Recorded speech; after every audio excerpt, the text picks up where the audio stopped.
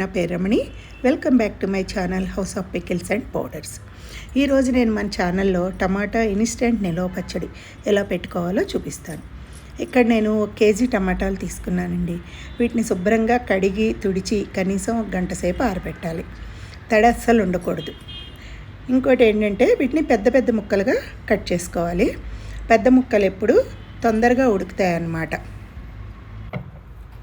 ఇప్పుడు స్టవ్ మీద కడాయి పెట్టి మెంతులు వేసుకుందామండి. ముందు మెంతులు ఆవాలు పొడి కొట్టుకోవాలన్నమాట.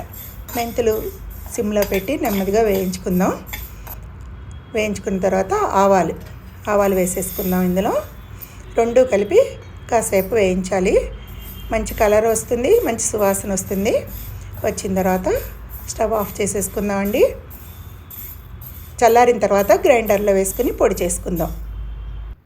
టమాటాలని కూరలకి పచ్చళ్ళకే కాకుండా సలాడ్స్, జ్యూసెస్, సాసులు ఇలాంటి వాటిలో కూడా ఎక్కువ ఉపయోగిస్తూ ఉంటాం కదా మనం.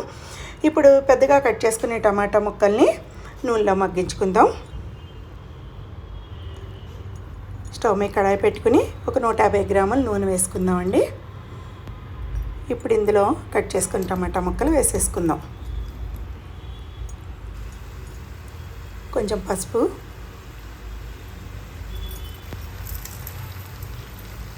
ఉప్పు ఒక 70 గ్రాములు వేసుకుందామండి. చింతపండు ఒక 50 గ్రాములు.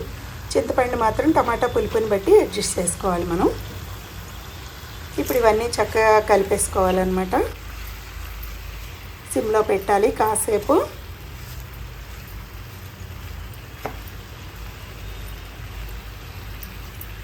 ఇప్పుడు చూసారా అంతా కలిసిపోయి వాటర్ రిలీజ్ అవుతోంది. ఇప్పుడు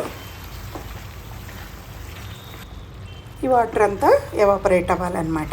అయిపోయి ముద్దలాగా తయారవుతుంది.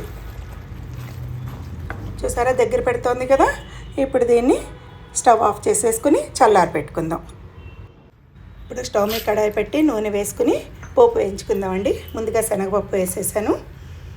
శనగపప్పు కొంచెం వేగుతూ ఉంటుంది. వేగిన తర్వాత ఆవాలు వేసేసుకుందాం. ఇప్పుడు ఇందాక పచ్చడి మగ్గించేటప్పుడు 150 గ్రాములు నూనె వేసుకున్నాం కదండి. ఇప్పుడు ఇంకో 150 గ్రాములు వేసుకున్నాను. ఎందుకంటే పచ్చడికి నూనె ఎక్కువ ఉంటేనే బాగుంటుంది. నూనె తేలుతూ ఉండాలన్నమాట పచ్చడికి, అప్పుడే దాని టేస్ట్. ఇప్పుడు ఎండుమిరపకాయలు వేసేసుకుందాం.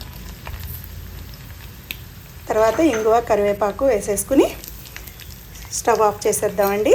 వాటిని చల్లారి పెట్టేసుకుందాం. ఇందాక మగ్గించి పెట్టుకున్న టమాటాలని మిక్సీ జార్లో వేసేసుకుందాం. కొంచెం మెత్తగా రుబ్బేసుకోవాలి. దాంట్లోనే కారం పొడి, ఆవు పిండి, మెంతి పొడి కూడా వేసేసుకుందాం.